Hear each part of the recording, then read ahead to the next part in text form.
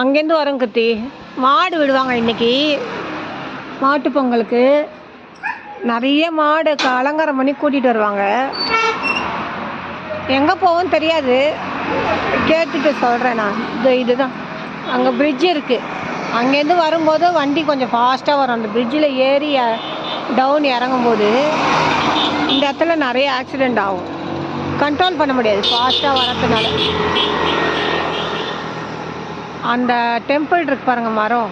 அங்கே தான் வந்துட்டு மீட்டிங் பாயிண்ட். எல்லாருக்கும் வந்து எல்லோரும் இங்கே இருக்க பாய்ஸ் எல்லாம் அங்கே தான் மீட்டிங் போடுவாங்க சின்ன பசங்களாக இருக்கும்போது. பாருங்கள் எவ்வளோ ஃபாஸ்ட்டாக வருது வண்டி. இப்படி தான் வரும்.